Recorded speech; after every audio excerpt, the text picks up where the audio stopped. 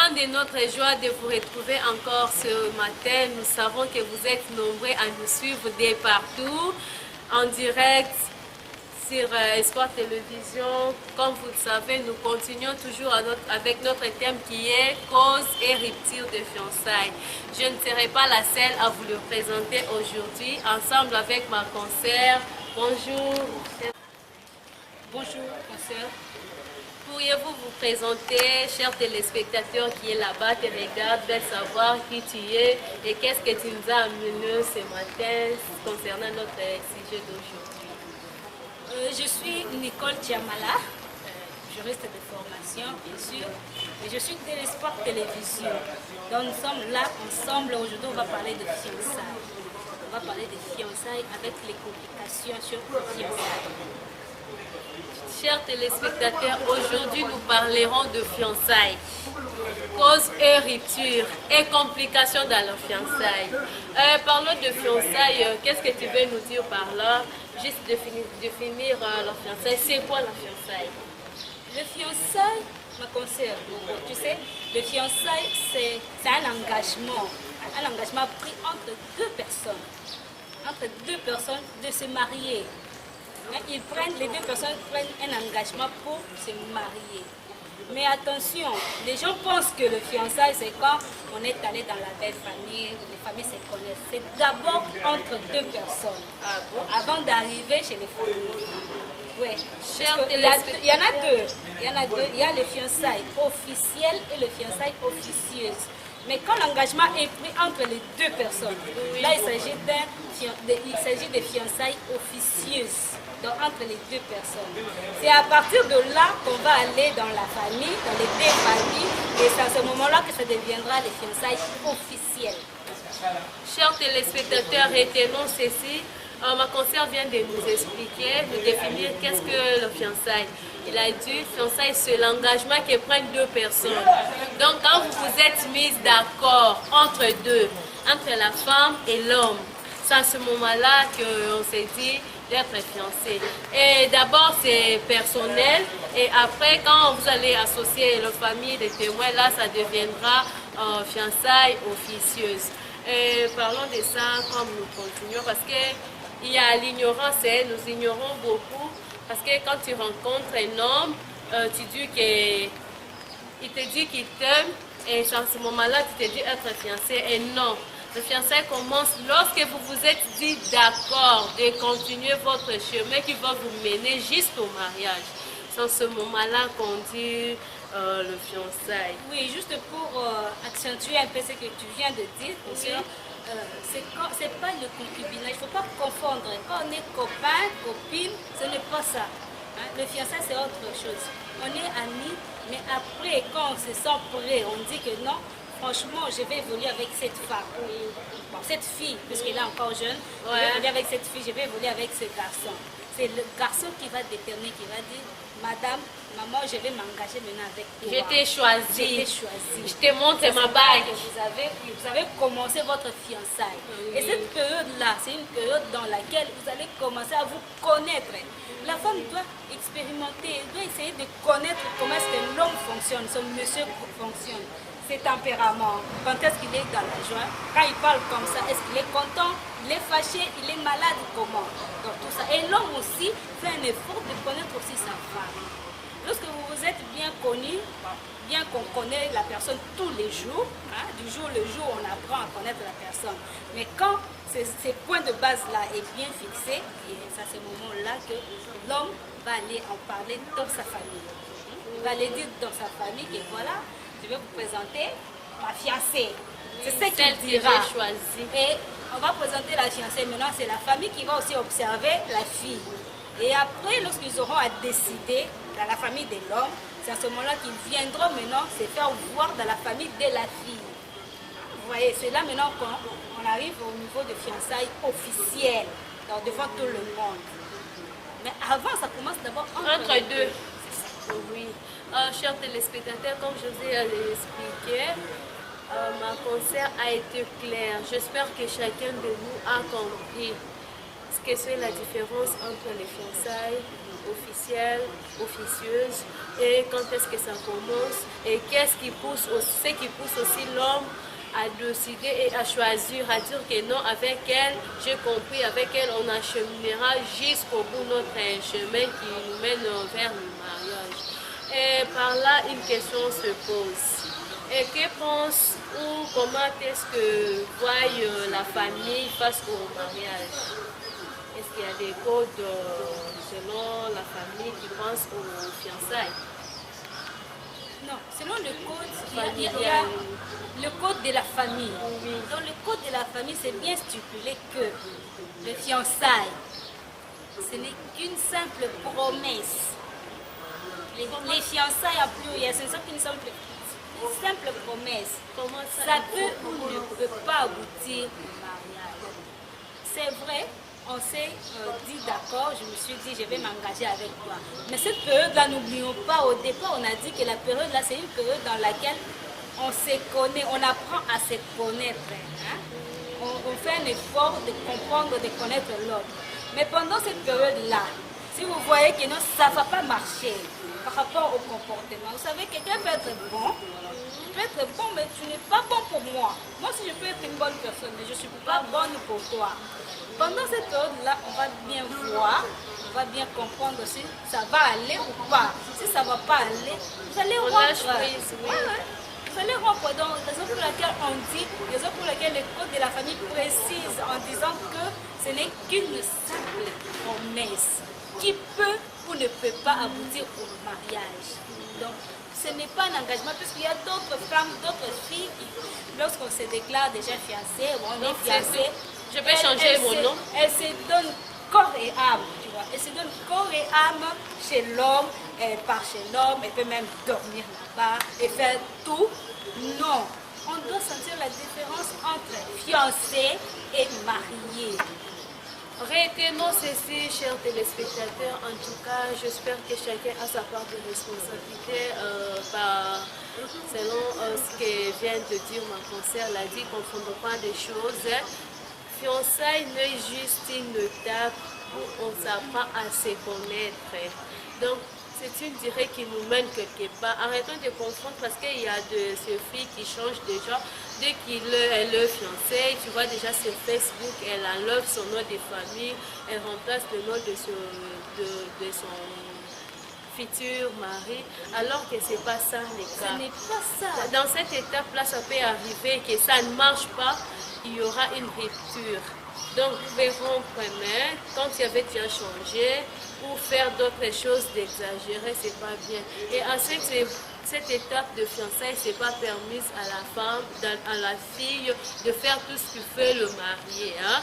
Aller chez l'homme, faire des lessives, tout le travail, faire même ce qu'on fait au mariage, tu peux même dormir là-bas. Non, il faut avoir des limites. Parce que c'est juste une étape de mieux se connaître. Il faut éviter d'aller jusque-là, de faire tout ce qu'on fait au mariage, vraiment c'est interdit. Prends ton temps de connaître ton partenaire et ton partenaire aussi te connaîtra.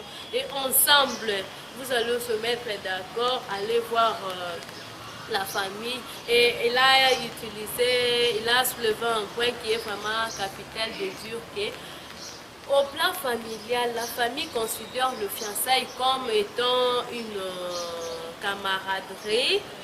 Oui, donc vous êtes de camarades. Vous n'êtes pas de mariés, mais vous êtes de camarades parce que ça ne signifie rien. Ça peut ou ne pas marcher et tu amèneras une autre fiancée et chez le futur gendre aussi amènera une autre et ainsi de suite. Donc arrêtons de nous précipiter parce que nous ne sommes pas encore mariés, non? C'est ça. Oui, nous ne sommes pas encore mariés, c'est juste une étape. Juste le temps de passer, juste le train qu'on a pris ou l'avion d'aller aux destinations. Mais on n'a pas encore arrivé aux destinations, nous sommes juste au chemin de mieux se préparer. Donc arrêtons de confondre les choses. Et que pense la Bible dans ce qui concerne les fiançailles? Ça, comme tu l'as dit aussi, par rapport à la famille, dans la Bible, c'est aussi ça. C'est une étape de camaraderie. camaraderie. On est en train de se connaître. On peut faire chemin ensemble, après l'église, après les cours, après l'université, après le boulot. Marcher côte à côte, bien sûr. Parce que nous sommes déjà fiancés. Oui, oui, oui, on peut marcher, oui, on peut marcher. La fille peut aller chez l'homme. Hein, la fille peut aller dans la maison chez l'homme. L'homme n'est pas, il est au travail. Elle peut aménager, elle fait la propreté, elle fait la vaisselle, tout ça, tout ça. Mais pas exagéré. Hein? Mais pas trop, mais la fille aussi. Vous savez, dans ce monde, nous sommes dans un monde un peu actualisé par rapport au temps passé.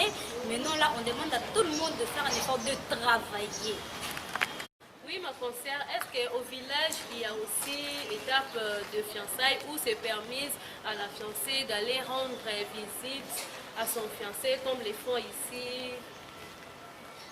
Tu sais, consoeur, laisse-moi un peu rire. Hein? Au village, il n'y a pas de fiançailles. Il n'y a pas cette période-là, il n'y en a pas. Vous savez, ça se passe comment Donc, là-bas? ils ne se marient pas là-bas? Ils se marient directement. Il n'y a pas une période où on vous laisse, vous allez vous connaître. Non. Là, déjà, un parent, il est en train d'observer dans une telle famille, il y a une jolie fille qui est en train de grandir là-bas. Hein? Il cible déjà la fille pour son fils. Et c'est un arrangement entre parents pour marier les enfants. Mais là, c'était jadis ou même le moment actuel? Même maintenant, ça s'est fait aussi. Il y a d'autres personnes dans le village hein, qui sont, je veux dire, un peu civilisées, hein, qui prennent maintenant le comportement, le caractère de la ville, oui. Hein, amener ça là-bas. Mais il y a de cela, il y a la majorité qui, jusqu'à présent, fait la même chose comme avant. Donc, ils arrangent le mariage de leurs enfants et lorsqu'ils pensent que maintenant c'est prêt, l'enfant, mon fils a déjà grandi, il sait faire le champ, il fait faire la chasse, tout ça. Donc, je peux lui trouver une cabane, hein, une case où il mettra sa femme. Voilà, on va marier nos enfants et on donne tout ça, ce qu'on donne là, la boisson, la chèvre, tout. Et la fille part. Oui, chers téléspectateurs, comme on dit, les fiançailles n'est pas une garantie. Par exemple, la donnée, ma conseillère était claire, elle a dit, au village, il n'y a pas question de fiançailles. Le parent peut voir chez la voisine une fille qui est en train de grandir, jolie et tout, et qu'ils choisissent pour leur fils. Ils pouvaient le marier le dé sans le temps passé à l'étape qui est fiançailles. Donc, ce n'est pas nécessairement important de passer à l'étape de fiançailles. Si l'homme a des moyens et qu'il voit qu'il peut épouser directement comme ça, sans prendre le temps, parce que l'étape des fiançailles là, par rapport à ce que vous venez de dire, on comprend aussi si ça prenne aussi du temps, c'est par rapport aux moyens financiers aussi. Oui, mais avec ou sans fiançailles, on pourrait directement nous marier. Donc, c'est pas seulement important de passer tu sais, au village, de fiançailles. Tu sais, au village là-bas, Oui. il n'y a pas ce problème-là de finances. Il n'y en a pas assez, puisque là-bas, on apprend à un garçon de faire la chasse. Oui.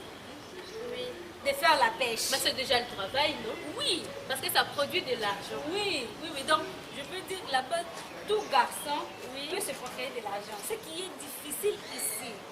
Hein? Ici, il y a le taux de chômage qui est trop élevé ici dans notre ville. Pourquoi? Parce qu'on manque certaines initiatives. Hein?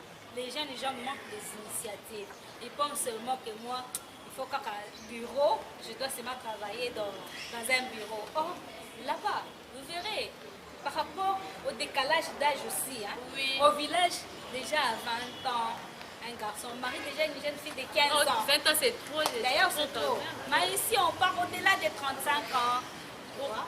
Oui, oui, au-delà des 35 ans, pour une fille, pour un garçon de 40 ans, hein, tout ça là, il est en train de chercher, avec aussi la dot qui est trop. On demande beaucoup de choses dans la famille de la fille et ça complique un peu. Mais le village, c'est pas comme ça. Oui, chers téléspectateurs, vous avez compris la différence entre les villages et les villes. Parce qu'au village, les jeunes filles ne travaillent pas vraiment. Il y a le pêche, l'élevage, les champs. Et l'échange aussi des dots, ça fait à l'échange de... Tu viens, il peut donner la chèvre, le présent des champs et tout. Mais ici, ça nous pousse juste aux 35 ans, 40 ans, voire même 45 ans. Pourquoi? L'homme doit se battre. Il travaille, il donne le paix, il s'organise, le temps d'épargner, le temps de faire ceci. Et ça nous prendra un peu de temps de se marier. Et c'est ce qui fait aussi qu'il y ait une durée vraiment indéterminée de fiançailles. Bon, parlons de ça, une question me revient. Est-ce qu'il y a une durée déterminée de fiançailles ici en ville? Parce que vous avez dit au village, il n'y a pas question de fiançailles. Ici, il n'y a pas aussi Ici, de durée. il n'y a pas de durée. Il n'y a pas de durée précise pour les fiançailles. Il n'y en a pas. C'est seulement quand l'homme se sent prêt. Hein? Se sent prêt. Donc, d'abord, ils sont déjà fiancés au niveau officieux, donc entre eux deux. Et que lorsqu'ils sont allés au niveau de la famille, c'est devenu officiel. On donne toute une liste à l'homme. Hein, pour résoudre et acheter les histoires afin de marier la fille. Oui. Cette liste-là, avec la caution qu'on demande de la dot, quand c'est trop élevé, quand le montant est beaucoup trop élevé, ça complique. Si par exemple le garçon, lui, on prend un cas, il est un boutiquier, par exemple, un boutiquier, mais là-bas il cherche à marier une fille, là-bas on lui donne... on donne une liste, là on demande la caution, on demande par exemple 2500 $. Lui il a à peine à la boutique, la petite boutique qu'on appelle les gablots. Oui, des gablots. Qui donne une rentabilité minime. Quand est-ce qu'il aura à récolter les 2500 $ pour aller doter là-bas? Ça prendra même 15 ans. Hein? Hormis ce qu'on demande, les groupes électrogènes, les chaînettes en or, et tout ça, les chaises en plastique, je ne sais pas moi quoi d'autre. Mais hormis tout ça, quand est-ce que lui il va rassembler 2500 $ afin d'aller donner? Ça peut prendre 5 ans, 6 ans, 7 ans. Oui, notons ceci, chers téléspectateurs, il n'y a pas de durée de fiançailles. Durée dépend de moyens où l'homme s'organise pour avoir quelque chose selon c'est la facture qu'elle avait reçue chez sa belle famille. Si la facture était vraiment chargée, donc ça prendra l'homme, exemple qu'elle a cité d'un homme qui est boutiquier par exemple, un homme qui est boutiquier dans une petite rendement et comment est-ce qu'elle fera pour épargner ensemble l'argent pour payer la dot. Donc s'il essaie d'aller petit à petit, ça lui prendra beaucoup de temps, des années, et ce qui fera aussi que la durée de fiançailles soit longue,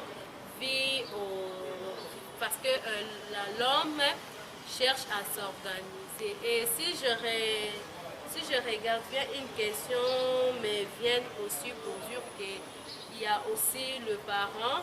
Nos parents sont aussi à la base de rupture de fiançailles.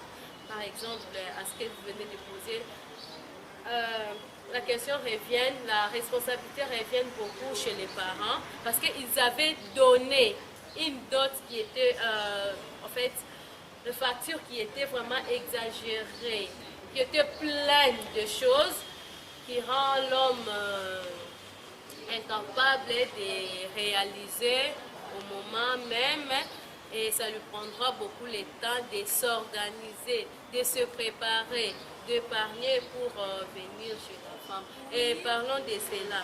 Que pensent-ils aux fiancés? Que pensent les parents et que pensez-vous aux parents face aux Vous voyez ce que vous venez de dire, demandent? Ce que vous venez de dire, ça peut faire fuir l'homme. Hein? Oui, quand hein, la famille de la fille exagère, exagère vraiment avec la facture, oui, le garçon peut dire, moi, en tout cas ici, je n'arriverai pas. Et il va cibler une autre fille, il peut cibler une autre fille. Il va là-bas et qui trouve là-bas, on lui donne une facture compréhensible, tu vois. Et il peut résoudre ça rapidement et il s'en va, il part s'engager ailleurs. Ou ça, tu peux carrément quitter le coin, il évite la fille. Moi, j'en ai vu, j'ai vu des gens où, lorsqu'on a donné la facture comme ça, l'homme a vu que c'était trop élevé. il a juste changé la serrure de la porte. La fille, quand elle vient comme ça, elle trouve la porte fermée. Elle essaie avec sa clé, puisqu'elle avait le double de la clé, ça ne passait pas. Et après un temps, l'homme déménage Il va voir ailleurs. Et il part, et la fille reste avec des soucis. Tout ça pourquoi? À cause de ça. Donc les parents facilitaient aussi les tâches à vos beaux-fils. Hein? Oui, chers tout comme la fille téléspectateurs. aussi, hein? La fille aussi a une grande part de responsabilité là-dedans. Parce que c'est elle qui est l'intermédiaire. Hein? Elle est l'intermédiaire de la famille, de sa famille et de son mari ou de sa belle famille. Donc, si je vous comprenais bien, hein, chers téléspectateurs, vu que nous suivons maintenant, si on comprend bien, ma chère collègue veut nous expliquer que la fille doit aussi contribuer, si je comprends bien, donc la fille va aussi contribuer à ce qui concerne la dot, parce que ça veut dire qu'elle est l'intermédiaire entre son futur mari et sa famille. Donc, elle peut aussi contribuer, non? Contribuer dans quel sens? Puisque quand vous parlez de contribuer, les filles vont voir avant, on peut aussi financer nos fiancés et leur donner de l'argent pour venir nous doter. Non, on ne parle pas de ça ici. Hein? On ne parle pas de ça. Pas contribution de donner l'argent en liquide ou d'emmener une partie des dots chez ton futur mari pour qu'il vienne chez vous. Non. Écoutons, suivons attentivement, elle va nous expliquer comment la fille doit contribuer à sa propre dot. Comment la fille va contribuer? En aidant son mari, son futur mari. Son futur mari, oui. Comment? Elle va négocier, comme elle est l'intermédiaire, elle est comme le commissionnaire, voilà. Elle est commissionnaire. Elle va négocier dans sa famille. Elle va voir sa mère, son père. En tout cas, connaissant bien son futur mari, son fiancé, elle sait bien que son fiancé ne gagne pas assez d'argent. Maman, place où ici vous avez mis beaucoup. En tout cas, vraiment. Il n'a pas assez d'argent pour résoudre ça. Si vous tenez vraiment à ça, ça va prendre du temps. Et moi, je vais rester en chômage pendant un bon temps. Il risque aussi de partir ailleurs. Vraiment pour m'aider aussi, réduisez. Négocier avec papa ou bien directement il voit papa, réduisez ça. Au lieu de demander ça, au lieu de demander 3 000 $, même 1 000 $, même 700, pourquoi pas 700, puisque ça n'est pas fini. C'est pas que quand l'homme marie la femme, c'est fini. Il coupe le pont entre la femme et sa famille. Non. Non, ce n'est pas ça. Il y aura toujours recours à la famille. Il y aura aussi des aides qui vont arriver dans la famille. Puisque ce n'est pas fini, ce n'est pas de monter la dot trop exagérée, c'est comme si vous vendez votre force. Ce n'est pas bien, ce n'est pas ça. C'est d'abord un symbole. La dot c'est un symbole pour montrer que non, celui-ci s'engage avec notre vie. C'est le symbole là qu'il donne. Retenons ceci, chers téléspectateurs, la dot c'est un symbole. La dot c'est pas d'être exagéré parce que vous ne vendez pas, mais vous mariez. Oui. C'est la joie. Parce que ça ne va pas s'arrêter là. Mais en temps d'être chez elle, elle va commencer toujours à contribuer en cas de maladie, en cas de fête, en cas de tout, dans tout besoin, elle contribuera toujours. Bon, vous les parents qui nous suivent en ce moment, il faut savoir faciliter aussi la tâche chez vos enfants.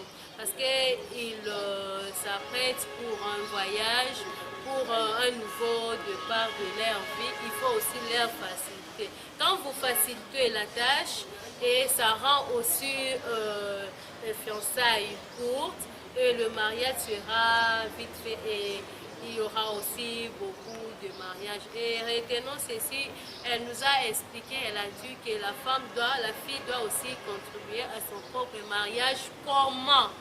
Elle a dit ceci, elle a dit la fille, vu qu'elle est intermédiaire entre son homme et sa famille, doit courir chez ses parents, voir la liste des dots. Elle regarde, elle dit non papa, vous voyez, il ne travaille pas, ou soit il gagne un peu d'argent, il gagne par exemple 100 $ par mois, mais il loue une maison, il doit se nourrir aussi. Et par rapport à ça, si on regarde ça, ça va nous prendre beaucoup d'années. Il faut réduire un peu, il faut réduire pour nous aider aussi à le vite. Il faut réduire. En ce moment-là, les parents doivent réduire. C'est sa contribution à elle, la contribution de la jeune fille pour son mari, à sa famille. Ce n'est pas venir avec l'argent en liquide comme ça pour faciliter la tâche, non. C'est courir chez sa famille, plaider les causes de son futur mari et c'est sa contribution à elle. Donc je sais que vous êtes nombreux à nous suivre et non que la fille doit aider chez ses parents, plaider la cause de son mari. Et une question nous revient aussi, Madame Nicole, est-ce que il est important ou il est permis au pasteur de recevoir la dot? Oh, ça c'est vraiment une très bonne question. Soyez nombreux à appeler les autres parce que c'est important à connaître ces choses ici, chers téléspectateurs. Vraiment, suivons-nous attentivement. Elle va nous répondre. Et c'est important que le pasteur accepte la dot, ou prenne la dot. Vraiment, je sais qu'il y a des pasteurs qui nous suivent en ce moment. Hein? Chers pasteurs, aidez-nous, facilitez-nous aussi, surtout les familles. Comment, dans quel sens? Ici, on parle, la dot, on dit que c'est un symbole. C'est un symbole, c'est quelque chose de famille, familial. Hein? Oui. Il y a le lien de sang là-dedans. Oui. Donc, moi, je pense que ça n'a rien à voir avec les pasteurs. Les pasteurs sont des pères spirituels. Ils sont là pour encadrer les jeunes gens dans le mariage, avant d'arriver dans le mariage, hein, pendant cette période-là des fiançailles. Ils sont là, ils sont très importants pour nous, les pasteurs. Ils sont très importants pour nous. Mais en ce qui concerne la dot, chers pasteurs, ne suivez pas ce que les familles peuvent dire. Oh non, moi, ma fille, si je donne, ce papier si dot chez la tante là-bas ou bien chez l'oncle, le papa Koulouto, et Azakana Kindoki, il risque de bloquer ma fille en bandozanga robota. Alors il faut l'homme de Dieu, il faut que l'homme de Dieu prenne cette dot-là afin que ma fille soit, qu'elle puisse avoir des enfants, soit heureuse dans son foyer. Non. Non, même en cas de mésentente dans la famille. Si par exemple le mari est mort et la maman est restée avec ses enfants et qu'il y a des problèmes entre la famille de son mari et sa famille. Elle voit que non, si je donne la dot là-bas, ils vont en bénéficier et je vais élever mes enfants toutes seules. Il faut que mon pasteur prenne. Le pasteur n'a pas demandé. Et la maman, elle, a dit que non, il faut que le pasteur prenne la dot parce que là-bas, il y a question de sorcellerie. Je n'ai pas dit qu'il y a la sorcellerie, mais juste un exemple comme ça qu'on donne. Parce qu'il y a de mésententes, il faut que le pasteur prenne, comme ça ma fille sera heureuse là où elle doit partir. Dans ces camps-là, est-ce que le pasteur pourra accepter la dot? Non, un bon pasteur ne devra pas prendre ça. Même si on partageait la dot, bon, la famille doit prendre moitié et une autre partie qu'on donne au pasteur. Non, la dot reste la dot. On la donne à une seule personne, à une catégorie de personnes, c'est tout. On ne la partage pas. En ce qui concerne le pasteur, on peut donner la dîme. Ah oui, la dîme. On va donner la dîme. La dîme, donc, si je vous comprends bien, vous avez dit soutirer quelques présents de la dot. Non, donner la dîme au pasteur. Je ne parle pas de ça. Ah, si on doit donner la dîme au pasteur en dehors de tout ce qui concerne la dot. Par rapport à leur conviction, par rapport à leur conviction des fiancés, ils vont dire voilà, notre père spirituel doit lui trouver quelque chose. Il lui donne un montant ou bien quelque chose de bien chez le pasteur ou bien une enveloppe. La dîme, oui, genre action de grâce. Action de grâce. Mais ce n'est pas que prendre la dot donnée. Même si cette fille-là est orpheline de père. Et qu'elle a grandi au permanence. Même si elle a grandi là-bas dans l'église, le pasteur a contribué pour son éducation, sa scolarisation et consort. cette fille-là a le lien du sang avec ses parents. Il y a la famille de son père qui est là. Elle est quelque part, cette famille-là. Il faut la chercher. Elle n'est pas née comme ça, elle est sortie. Non. Il y a la famille de son père. Sa maman, si elle est vivante, elle le sait. Elle sait où trouver peut-être un cousin, une cousine de son père. C'est ça la famille. On retrouve peu importe les problèmes. S'il y a des problèmes, c'est le problème entre la maman et sa belle famille. Mais le problème n'est pas entre l'enfant. L'enfant est le fruit d'une relation. Donc l'enfant est pour les deux familles. Quand il s'agit pour le bien-être de l'enfant, il faudrait que ces deux familles se mettent ensemble, peu importe leurs problèmes. Ils vont faire semblant, ils se font un pour aider, pousser leur fille. Il faut aller chercher la famille de la fille. La famille de la fille va venir, va recevoir la dot. Si vous pensez qu'il y a la sorcellerie, il y a tout. Mais nous prions, nous sommes chrétiens. Oui. Nous sommes chrétiens. Si la fille est accompagnés par des pères spirituels. Les pasteurs sont là pour aider, pour prier.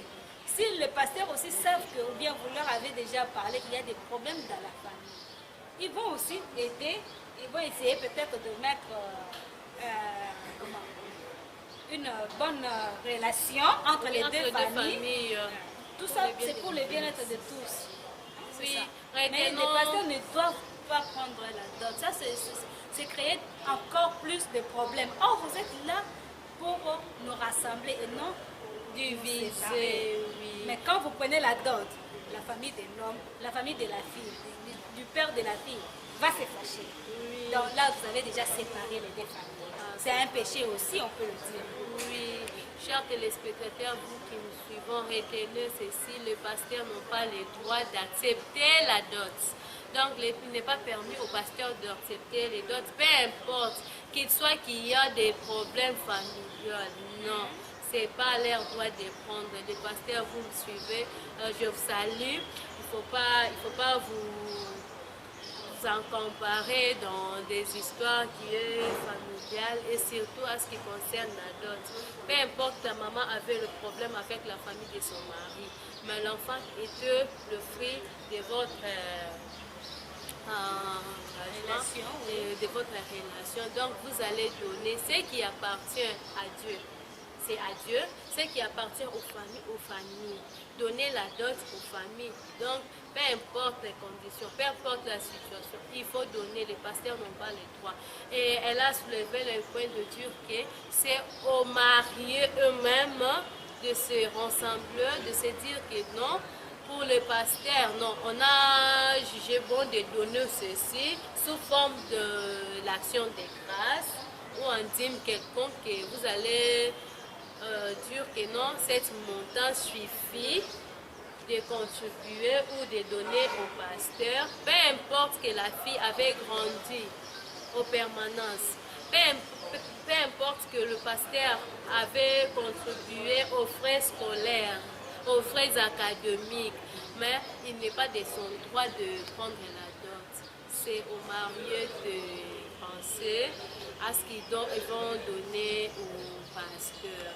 Donc arrêtons de confondre et surtout il ne faut pas mélanger. Même la Bible nous dit, je ne sais pas si c'est la Bible qui dit Yanzambe, Yanzambe, Yakalisaya. C'est justement la Bible. Oui, c'est la Bible. Il faut donner la dot à ceux qui vont prendre la dot, vont consommer la dot. Et au pasteur, vous allez donner l'action de grâce. Là, ce n'est pas seulement où la famille sont obligés. Non, ce n'est pas la famille. C'est vous, le marié, qui sont obligés. Entre vous. Le pasteur ne va pas vous donner le montant fixé quelconque. Non. C'est à vous de voir. Non, ça c'est mieux.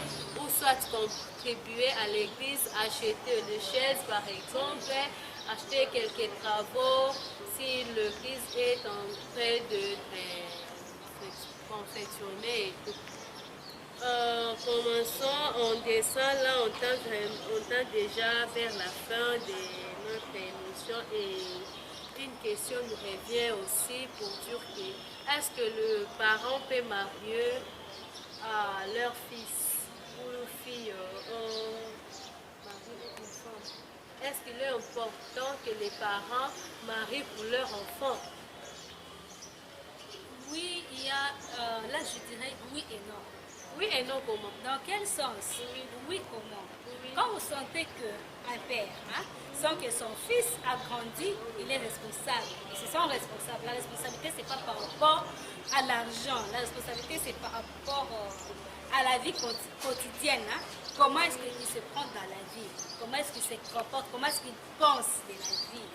Mais s'il n'a pas de possibilité, il n'a pas de travail, bien qu'il se sent responsable, il y a quand même une fiancée qui lui a pris beaucoup de temps. Ou soit il n'a pas de fiancé par manque de moyens. Mais on sent en lui la responsabilité, ce sens-là de responsabilité. Peut-être qu'il est ambitieux, mais pour le moment, il n'a pas le travail, mais il a de maturité. Le parent peut toutefois aider son fils. Mais ce n'est pas à 100%. Ce n'est pas en totalité. Puisque pour mieux gagner, il faut souffrir. Rien n'est facile dans le monde. Il faut faire un pas. Il faut faire un pas. On ne donne que à celui qui a. Oui. Quand tu as un, on va t'ajouter un, ça va faire deux. Quand tu n'as rien, on va te donner. Donc on demande aussi à l'homme de faire un effort de chercher. Même la cordonnerie, c'est du travail. Tu essaies de faire ça. Tu fais ça. Il n'y a pas de sous-métier. Il n'y a pas de sous-métier. Il n'y en a pas. Il y en a pas. Tu fais ça et le parent va voir que mon fils se débrouille bien qu'il n'a pas assez d'argent. Voilà. Est-ce que tu as une prétendante? Ah non, papa, je n'en ai pas. Moi, je lui dis, tu vois, il y a la fille de mon ami. Ça s'est fait encore jusqu'à ces jours. La fille de mon ami, elle est aussi bien, elle est bien éduquée. Tu vois mon ami qui vient ici. Je pense pouvoir vous mettre en contact. Moi, papa, moi, je n'ai pas d'argent pour pouvoir la marier. Donc, je vais financer, je vais voir ce que je vais faire. Et toi, tu feras quelque chose. Tu vois? Dans ce sens-là. Mais qu'un garçon qui grandit comme ça, il fait rien. Un fainéant tout fait. Il est toujours assis devant la parcelle avec des dames. J'ai des 6 et tout ça. À la fin, il rentre. Maman, il tabasse ses soeurs. Vous allez donner de l'argent à ce garçon-là, ou bien vous allez vous trouver une femme. C'est s'ajouter encore de charges. Il va revenir. Quand vous donnez comme ça, sachez bien que vous allez aussi commencer à donner à chaque fois. Il faut donner pour manger. Oui, pour manger. Sinon, il risquera de dire que bon, quand il y a un problème, les gens ne sont pas Retenons ceci, chers téléspectateurs. La question a été posée de savoir si le parent peut marier pour leur fils une fille. La réponse était oui et non. Oui, comment? Oui, parce que si le parent regarde que non, leur enfant a des ambitions quelconques, où il a fini, malheureusement pour le moment, il n'a pas encore un travail. Mais qu'il a une prétendante, les parents peuvent marier pour leur fille pourraient marier pour leur fille, mais s'ils leur ont paraissé tout fait, ça ne sert à rien parce que en épousant une fille pour en paresser, là c'est s'ajouter encore des charges, parce que ça sera maintenant de votre responsabilité de les nourrir eux deux. Vous voyez. Maintenant, nous tendons vers la fin de cette émission. Et pour conseil, qu'est-ce que je voudrais conseiller aux téléspectateurs qui nous suivent en ce moment à ce qui concerne les fiançailles? Tu sais, concerne beaucoup. Moi, je dirais, parce que là, on a soulevé le point des parents. Des pasteurs, mais on n'a pas parlé des parrains. Mais je veux aussi dire ça en chutant. Il y a aussi les parrains. Ces trois catégories de personnes-là ont de l'influence dans le mariage, dans la vie des fiancés. Ils ont de l'influence. Mais ils doivent aider parce que là, quand on parle de la famille, on voit les parents qui sont déjà mariés au préalable. Les pasteurs, ils sont aussi mariés au préalable. Bien qu'il y ait aussi des prêtres qui ont aussi de l'expérience sur le point théorique, il y a aussi des parents qui sont aussi mariés. Par rapport à leur expérience dans le mariage, ils doivent bien conseiller les fiancés qui n'ont pas encore acquis cette expérience-là. Il faut faciliter, aider les gens par rapport à leur vision. Il ne faut pas trop embrouiller les gens. Il ne faut pas trop embrouiller les gens. Il ne faut pas être trop dur. Il ne faut pas faire des choses surtout par rapport aux parents. Non, moi, mon fils, il faut seulement, comme nous on est Luba, il faut kaka Luba. Tribalisme. Il ne faut pas être trop dur. On est chrétien, non. Jadis, ça se faisait. On mariait les filles, les parents sont ici, ils envoient l'argent au village. Pour bâtir moi, c'est hier à côté du bail. On voit la famille Luba aux mois-ci. Ça se faisait. Mais maintenant, nous sommes chrétiens, on part de part et d'autre. On voit la conviction, la foi de la personne. En parlant de la chrétienté, du christianisme, dans l'église, oh, mon fils, les pasteurs, qui voient aussi leurs fidèles. Frère, Zamba a révélé que tu dois seulement épouser cette fille-là. Donc là, il impose à son fidèle à il épouser propose, la personne de son mais choix. quand tu n'acceptes pas, ça peut aussi créer des problèmes de pasteur à remontant la liste au mot. C'est aussi un homme, hein, puisque tu n'as pas obéi. Ça pose aussi des problèmes là-dessus. Mais donc on ne peut pas désobéir au pasteur.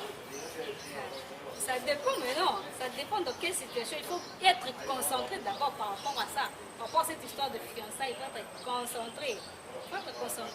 Maintenant, quand on fait ça, on voit aussi la religion. Oh, je ne peux pas, moi je suis de telle église, je ne peux pas marier telle d'une autre église, d'une autre religion. Ça pose aussi des problèmes là-dessus. Il faut au Salisaba. Quand on dit l'Éternel lui-même, il a dit Dieu, il est omniprésent. En latin, on dit omnipotent. Il est omniprésent, il est partout. S'il est un, il est partout. Donc on peut se rassembler. Il suffit seulement d'essayer d'aider les gens. Vous êtes là pour aider les gens, de faciliter les gens afin qu'ils puissent commencer à se comprendre par rapport à la religion. Ils doivent aussi se comprendre et la fille peut regagner la foi du fiancé. Ensemble, on va évoluer dans une même église. Et les parents aussi sont là pour ça. Oui, chers téléspectateurs qui nous suivent en ce moment, j'espère que vous avez compris. Et il y a trois catégories de personnes telles qu'a cité ma consoeur. Vu que le temps vraiment, on n'a pas assez de temps pour continuer, mais je vais essayer un peu de synthétiser un peu ce qu'elle a dit en cas de résumé. Elle a dit ceci: les trois personnages ici ont vraiment une influence totale dans la vie de fiançailles qui tend vers le mariage. Les parents, l'église aussi. Vous avez compris, parce que les parents, il faut bien faire les bons choix de parents. La famille doit aussi contribuer et aider les jeunes gens à se marier, pas exagérer la dot, pas imposer et tout. Mot de la fin, juste salutation aux fidèles qui me regardent en ce moment. Oui. Avant de saluer les gens, je voudrais dire que ça n'est pas fini. Hein? C'est un sujet vraiment très complexe. Il y a encore beaucoup de points à soulever. Mais le mardi prochain, je serai avec vous, comme ça nous allons on va continuer avec ça. Parce hein, que le temps qui nous est imparti, on doit couper là-dessus maintenant. Là. Et j'en profite pour saluer ma famille. Je salue ma famille Andanga. Et je salue aussi ma belle famille. Et je salue toutes les personnes qui me connaissent. En tout cas, je vous aime beaucoup. Je vous aime beaucoup. Je suis là pour vous. Ouais, tout est bien, qui finit bien, comme on dit, les bonnes choses ne durent jamais. Ça a été avec plaisir de vous présenter cette émission d'aujourd'hui, mais c'est pas fini. Aujourd'hui c'est fini, mais c'est pas fini. Prochainement nous allons continuer toujours en cette rubrique qui est le fiançailles, parce qu'il nous reste encore beaucoup de points qu'on n'a pas pu toucher vu le temps. Et nos salutations partout. Je salue ma famille Bolengue Kanda qui me regarde dans ces moments. Je salue mon équipe technique d'Espoir Télévision. Je te salue tout le monde. À la prochaine. Bye.